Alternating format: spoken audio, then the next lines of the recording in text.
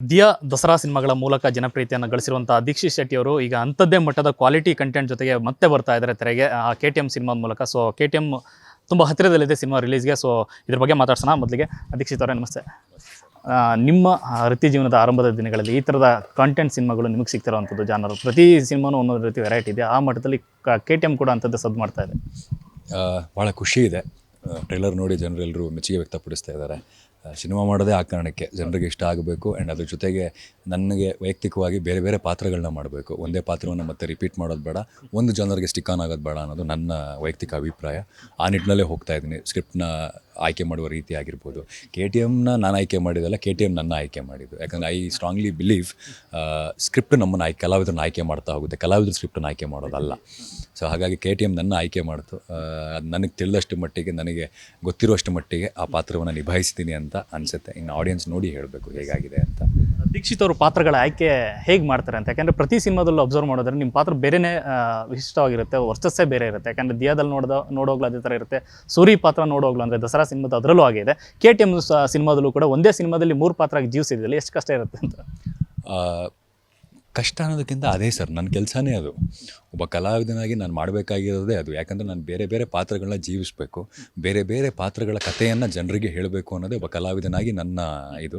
So ಹಾಗಾಗಿ ಆ ನಿಟ್ಟಿನಲ್ಲಿ ಹಿಂದೆ ಹೇಳಿರುವ ಕಥೆಯನ್ನು ಅಥವಾ ಆ ಜಾನರನ್ನು, ಆ ಪಾತ್ರವನ್ನು ಬಿಟ್ಟು ಬೇರೆ ಏನು ಹೇಳ್ಬೋದು ಅಂತ ಎಕ್ಸ್ಪ್ಲೋರ್ ಮಾಡ್ತಾ ಇರ್ತೀನಿ ಪ್ರತಿ ಪಾತ್ರವನ್ನು ಹುಡುಕಬೇಕಾದ್ರೂ.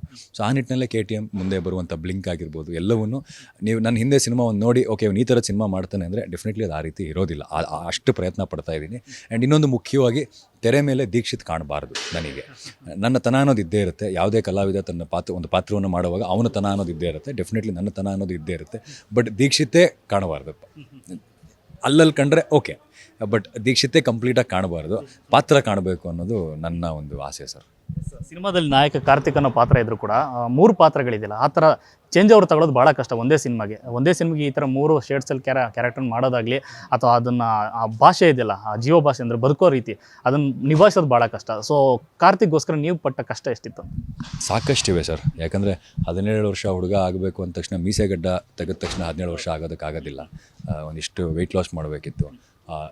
ಒಂದು ನೋಡುವಕ್ಕೆ ಅಂದರೆ ನೋಡೋದಕ್ಕೆ ನಾನು 17 ವರ್ಷದ ಥರ ಕಂಡಿದ್ರು ನನ್ನ ಹಾವಭಾವಗಳು ಬದಲಾಗಬೇಕು, ನಾನು ಮಾತಾಡುವ ಶೈಲಿ ಬದಲಾಗಬೇಕು, ಆ್ಯಂಡ್ ಸೂಕ್ಷ್ಮವಾಗಿ ಗಮನಿಸಬೇಕು. ಸೊ ಸಾಕಷ್ಟು ಜನರನ್ನ ಗಮನಿಸಿದ್ದೀನಿ. ಆ್ಯಂಡ್ ಸುಮಾರು ಸತಿ ನನ್ನ ಗುರುಗಳಾದ ಉಷಾ ಮೇಡಮ್ ಅವ್ರ ಜೊತೆ ಕೂತು ಡಿಸ್ಕಸ್ ಮಾಡಿದ್ದೀನಿ, ನನ್ನ ನಿರ್ದೇಶಕರ ಜೊತೆ ಕೂತು ಡಿಸ್ಕಸ್ ಮಾಡಿದ್ದೀನಿ. ಅದಾದ ನಂತರ ಒಂದು ಡಾರ್ಕ್ನೆಸ್ ಎಪಿಸೋಡ್ ಬರುತ್ತೆ, ಒಂದು ಕುಡುಕನ ಪಾತ್ರ ಮಾಡಿದ್ದೀನಿ.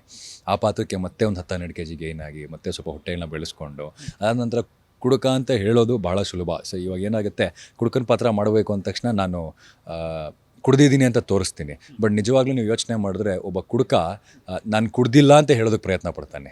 ಆ ಸೈಕಾಲಜಿನೇ ಬೇರೆ ಅದು. ಸೊ ಅದನ್ನು ಹಿಡಿಬೇಕಾಗಿತ್ತು. ನಮ್ಮ ಕಲಾಸಿಪಳ್ಳಿಯಲ್ಲಿ ಒಂದು ಲೋಕಲ್ ಬಾರ್ ಇದೆ, ಅಲ್ಲಿ ಹೋಗಿ ದಿನಗಟ್ಟಲೆ ಕೂತಿದ್ದೀನಿ.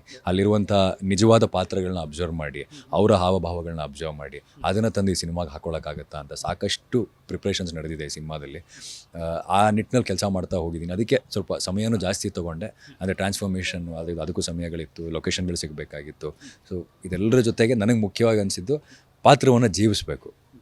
ಅದು ಒಬ್ಬ ಕಲಾವಿದನಿಗೆ ಮಾತ್ರ ಸಿಗೋದಕ್ಕೆ ಸಾಧ್ಯ. ಕಾಲೇಜ್ ಎಪಿಸೋಡ್ ಮಾಡಿದ್ವಿ. ನಾನು ಆ್ಯಕ್ಚುಲಿ ಕಾಲೇಜಿಗೆ ಹೋಗುವಾಗ ಕಾಲೇಜಿಗೆ ತುಂಬ ಹೋಗೋದಕ್ಕಾಗಲಿಲ್ಲ. ನಾನು ಆವಾಗ ನಾಗಿಣಿ ಸೀರಿಯಲ್ ಮಾಡ್ತಿದ್ದೆ, DKD ಮಾಡ್ತಿದ್ದೆ, ದಿಯಾ ಮಾಡ್ತಾಯಿದ್ದೆ. ಸೊ ನಾನು ಕಾಲೇಜಿಗೆ ತುಂಬ ಹೋಗೋದಕ್ಕಾಗಿರಲಿಲ್ಲ. ತುಂಬ ಮಿಸ್ ಮಾಡ್ತಿದ್ದೆ ನಾನು ಕಾಲೇಜ್ ಡೇಸ್ನ. ಬಟ್ ಒಬ್ಬ ಕಲಾವಿದನಾಗಿ ಇವತ್ತಿಗೆ KTMಲ್ಲಿ ಕಾಲೇಜ್ಗೆ ಹೋಗ್ತೀನಿ, ಮುಂದಿನ ಸಿನಿಮಾಗಳಲ್ಲೂ ಕಾಲೇಜ್ಗೆ ಹೋಗ್ತಾ ಇದ್ದೀನಿ. ಮತ್ತು ಆ ಕಾಲೇಜ್ ಲೈಫ್ ಮತ್ತೆ ಅನುಭವಿಸ್ತಾ ಇರ್ತೀನಿ. ಅದೊಬ್ಬ ಕಲಾವಿದನಿಗೆ ಮಾತ್ರ ಸಾಧ್ಯ ಅನಿಸುತ್ತೆ. ಅದನ್ನು ನಾವು ಸಂಪೂರ್ಣವಾಗಿ ಅನುಭವಿಸೋದಕ್ಕೆ ಶುರು ಮಾಡಿದಾಗ ಅದು ಕೊಡುವ ಖುಷಿನೇ ಬೇರೆ ಸರ್.